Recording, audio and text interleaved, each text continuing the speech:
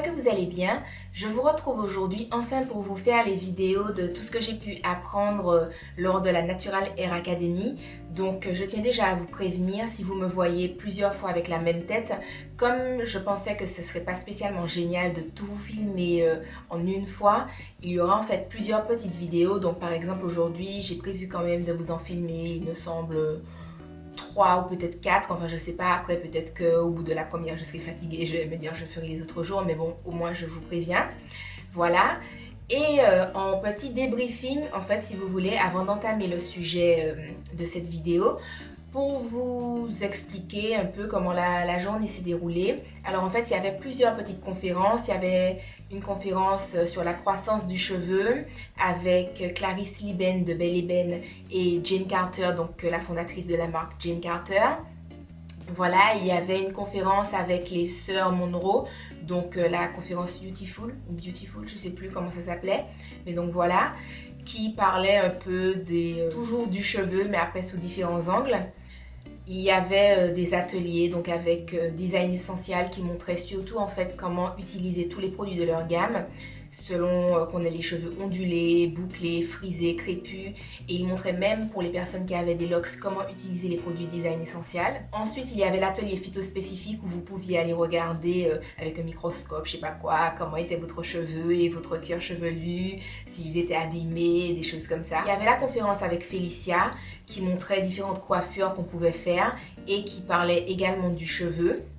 Et puis, bien entendu, il y a eu la conférence de Taryn. Donc, globalement, j'ai trouvé cette journée-là vraiment géniale. Après, très fatigante parce qu'il y avait beaucoup de choses à faire. Mais après, elle était vraiment super. J'ai appris énormément de choses. Enfin voilà, j'ai eu l'opportunité de croiser beaucoup d'abonnés qui m'ont fait des coucous. Donc, c'était vraiment super génial. Et j'ai passé un super moment. Après, le seul petit point qui m'a un peu dérangée, c'est la conférence de Taryn en fait, où je m'attendais à autre chose. Après, quand je vous dis ça, c'est pas que je n'ai pas aimé, hein, parce que dans l'absolu, je pense que quand on suit quelqu'un sur YouTube et que la personne vient faire une conférence dans notre ville, etc., forcément ça fait plaisir de la voir, forcément ça fait plaisir de prendre des photos avec elle, etc. Mais je veux dire, en fait, si vous voulez, de toutes les conférences que j'ai suivies où j'ai appris tellement de choses, j'ai trouvé que la sienne, enfin, il n'y avait pas grand chose à apprendre dans le sens où je trouve que, enfin, je sais pas, je trouve qu'elle est surtout venue raconter son expérience, mais pour dire, avant j'avais les cheveux qui étaient défrisés, j'ai coupé, je suis retournée au naturel, mais quand j'étais au naturel, je voulais avoir les mêmes boucles que la fille qui était dans la vidéo, et comme je faisais plein de bêtises, ça m'a abîmé les cheveux, donc j'ai refait un big shop, et puis après, j'ai décidé d'accepter mes cheveux comme ils sont, et voilà. Quelqu'un a des questions? Enfin, forcément, j'exagère quand je dis ça, mais enfin, voilà, pour moi, c'était surtout ça. Donc forcément, c'est intéressant hein, de savoir tout ça. Je ne suis pas en train de faire ma rageuse ni quoi que ce soit, c'est très intéressant. Seulement, compte tenu de tout ce qu'on avait vu avant pendant la journée, je sais pas, je m'attendais à quelque chose de plus consistant, je m'attendais peut-être éventuellement à des clés, enfin je sais pas, sur la façon d'accepter son cheveu ou je sais pas, enfin je m'attendais à plus de choses. Après, c'est peut-être parce que sa conférence à elle durait 1 heure, alors que quand elle fait des conférences aux États-Unis, ce sont des conférences qui durent 4 heures.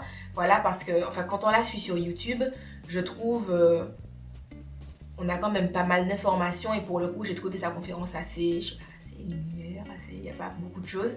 Donc voilà. Donc, mis à part ça, c'était une expérience ultra géniale. Alors, dans cette vidéo, je vais vous parler des facteurs qui peuvent influencer la pousse du cheveu. Donc, en fait, tout ce que je vais vous dire, c'est ce que j'ai vu dans la conférence de Clarisse Liben de Belle Eben et de Jane Carter. Et donc, en fait, elles expliquaient qu'il existe des facteurs externes et internes qui peuvent influencer la pousse ou la casse du cheveu. Alors, elles ont énoncé 4 facteurs externes. Le premier facteur étant les agressions climatiques, thermiques, chimiques, voilà tout ce qui est la température extérieure, le climat dans lequel on vit, si vous avez ou pas eu des traitements chimiques sur votre cheveu. Donc qui dit traitement chimique dit défrisage, assouplissement, enfin voilà ce genre de choses là. Mais les agressions peuvent aussi venir de vous-même quand vous manipulez vos cheveux. Donc en fait, pour pallier à ce problème-là, vous pouvez vous faire des coiffures protectrices. Mais en fait, comme Clarisse Liben expliquait, une coiffure protectrice ne doit pas être destructrice. Dans le sens où si vous vous faites par exemple des rajouts, ne faites pas vos nattes trop serrées. Même si c'est des nattes sur cheveux naturels, que vous vous faites des braid out, etc. Ne vous faites pas des nattes ultra serrées. Et concernant les rajouts, faites attention au poids de la mèche que vous portez. Il ne faut pas que vous portiez sur vos cheveux des mèches qui soient beaucoup trop lourdes, qui vont tirer vos cheveux et qui vont les casser et où au final votre coiffure protectrice sera plus destructrice qu'autre chose. Le facteur numéro 2, le taillage. Alors, quand couper ses cheveux, comment le faire et avec quoi? Donc, quand elles ont expliqué que ce serait bien de se couper les cheveux à chaque changement de saison. Donc, comme il y a 4 saisons, 4 fois dans l'année, pour se couper les cheveux, ce serait éventuellement la bonne méthode, le bon moment, la bonne fréquence. Comment et avec quoi? Alors, avec quoi? Une bonne paire de ciseaux. Lors de cette conférence, j'ai appris que la qualité de la paire de ciseaux était particulièrement importante et que la lame avec laquelle les ciseaux étaient faits, c'était très important parce qu'en fait, elles ont expliqué que si la lame de la paire de ciseaux est un peu abîmée, quand vous allez vous couper les cheveux ou qu'un professionnel vous coupera les cheveux, au lieu d'enlever les pointes cassées, les fourches, voilà le cheveu qui est abîmé, certes ça le fera, mais ça va créer des fourches, des micro-fissures en fait aux cheveux sains. C'est-à-dire que genre, je sais pas, vous allez couper et au lieu que par exemple cette partie-là soit saine parce que c'était une partie saine de vos cheveux et comme vous avez enlevé le bout abîmé, c'est censé être un cheveu sain.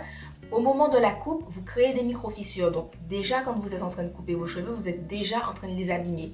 Donc, que c'est très important de faire attention au matériel qui est utilisé. Donc, l'importance d'une très bonne lame de ciseaux. Et que c'est également très important l'angle selon lequel la paire de ciseaux coupe la mèche, etc. Voilà. Donc en fait, concernant les pointes, il y a une véritable façon d'éradiquer les pointes fourchues, les pointes abîmées.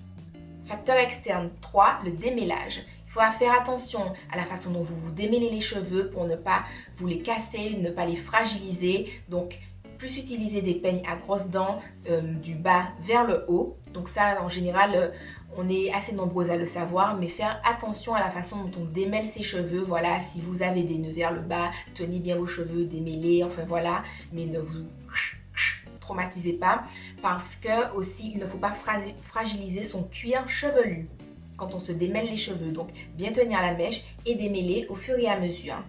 Facteur externe 4, les soins. Donc forcément, c'est très important de soigner ses cheveux, mais c'est également très important d'utiliser des soins adaptés. C'est-à-dire, si vous avez les cheveux ondulés, vraisemblablement, vous n'utiliserez pas les mêmes soins que quelqu'un qui a les cheveux crépus ou qui a les cheveux frisés. Donc voilà, c'est un fait. Quand vous regardez les vidéos sur YouTube, etc., si vous voyez la personne en face de vous qui a les cheveux ondulés, qui vous explique sa routine soin et que vous en face, quand vous regardez la vidéo, vous avez les cheveux crépus, il y a des chances que les produits, que la routine que la personne vous montre ne soit pas adaptée. Donc utilisez des soins adaptés, que ce soit shampoing, no-poo, co-wash, ce que vous avez l'habitude de faire. Après shampoing, deep conditioner, leave-in conditioner, si vous avez l'habitude de sceller votre leave-in avec de l'huile ou bien avec du gel, tout ça c'est en fonction du type de cheveux que vous avez et des soins. Mais peu importe ce que vous faites, que ce soit des coiffures protectrices, que ce soit des coiffures, que ce soit des tresses rajouts ou des coiffures protectrices ou des wash and go, que vous vous lâchiez les cheveux ou que vous vous fassiez des coiffures, c'est très important de soigner ses cheveux et forcément d'utiliser les soins adaptés, peu importe ce que vous faites dedans. Et là, le moment super important, en fait, elles nous ont expliqué que tous ces facteurs externes, ce sont les plus superficiels. On a tendance à penser que tous ces facteurs-là, c'est ce qui détermine en grande majorité que le cheveu pousse ou qu'il se casse, qu'on le protège ou voilà, et que même si ce sont des facteurs qui comptent, ce ne sont pas ceux-là les plus importants. Donc, les facteurs les plus importants, ce sont les facteurs internes. Elles nous ont parlé de 5 facteurs. Le premier, ce sont les hormones. Donc, en fait, elles nous ont dit que les hormones favorisent la pousse des cheveux. Et que c'est pour ça que, par exemple, quand les femmes sont enceintes, elles ont tendance à avoir beaucoup plus de cheveux, des cheveux beaucoup plus longs, beaucoup plus forts, qui brillent, enfin bref, à tafaya de la bombe.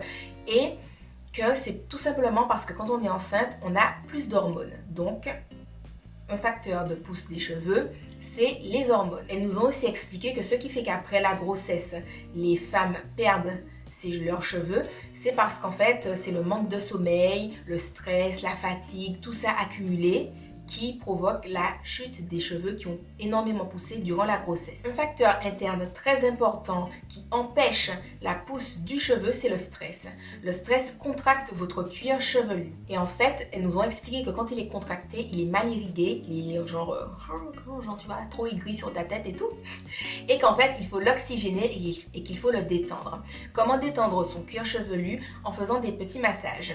Donc, je vous en avais déjà parlé, mais bon, elles nous l'ont dit. Se faire des massages en commençant vers le haut de la tête et continuer vers le bas par la suite. Elles nous ont expliqué que quand le cuir chevelu est vraiment très tendu, très resserré, on ne peut pas bouger comme ça son cuir chevelu. Donc, vous pouvez voir en vous faisant des massages si votre cuir chevelu est particulièrement tendu parce que vous êtes stressé et que donc il est mal oxygéné, que vous ne favorisez pas la pousse de votre cheveu, ou si au contraire ça va et qu'il faut continuer dans ce sens-là. Donc le massage favorise l'afflux sanguin et l'afflux sanguin va favoriser la croissance du cheveu. Donc elles nous ont expliqué que le massage c'est 10 minutes par jour. Ensuite, un facteur interne très important, la génétique. Voilà. C'est quelque chose, c'est un fait. Si vous êtes né dans une famille avec les cheveux assez courts qui ne poussent pas beaucoup, il y a des chances que vous ayez ce souci-là. De même, si vous êtes né dans une famille où les cheveux ont tendance à pousser assez facilement, vous aurez tendance à avoir les cheveux qui poussent assez facilement. Voilà, le facteur de la génétique est assez déterminant et c'est un facteur sur lequel c'est assez compliqué de jouer. Un facteur qui favorise la pousse du cheveu, c'est le sport. Alors vous vous dites comment le sport va favoriser la pousse de mon cheveu? C'est très simple. En fait, quand vous faites du sport, vous libérez des hormones. Je ne sais pas si c'est des hormones ou si c'est des oestrogènes, enfin des enzymes et tout, mais vous libérez des choses qui vous rendent heureux et qui en fait enlèvent le stress. Je pense que c'est quand même assez connu que quand on fait du sport, ça régule notre stress, ça nous rend beaucoup moins stressés. Et en fait, voilà, c'est dans ce sens-là qu'on dit que le sport favorise la pousse du cheveu, dans le sens où le sport enlève une partie du stress qu'on peut emmagasiner. Et en plus, ça favorise le sébum, sur le cuir chevelu, mais pas en excès. Ce qu'il faut pour favoriser la pousse du cheveu. Par contre, quand on fait du sport, on transpire et la transpiration, c'est un mélange de sel et d'ammonium qui enlève l'effet positif du bon sébum qui favorise la pousse du cheveu. Donc, qu'il vaut mieux après le sport en fait se rincer les cheveux pour enlever cette transpiration qui n'est pas positive pour la pousse de votre cheveu. Et pour finir, un autre facteur ultra important, la nutrition. Donc je sais qu'à chaque fois quand on dit la nutrition, les gens ont trop tendance à penser que oh là là, on chante, c'est pas trop vrai, tout ça, mais c'est vrai. C'est vrai les amis, voilà. Donc essayez vraiment d'avoir une alimentation riche et variée en fruits, en légumes, en noix. Essayez de voir où vous avez des carences alimentaires pour pouvoir justement y remédier. Mangez des aliments dans lesquels vous pourrez retrouver de la biotine, du zinc, de la vitamine D. Vous pouvez prendre des compléments alimentaires, manger des protéines, des légumineuses, enfin voilà, mais avoir vraiment une bonne hygiène de vie, une bonne alimentation. Donc voilà. Et bien les amis, cette première vidéo est terminée. J'espère qu'elle a pu vous plaire, qu'elle vous a appris énormément de choses. Je vous fais des bisous et je vous dis à la prochaine dans une autre vidéo. Bye bye!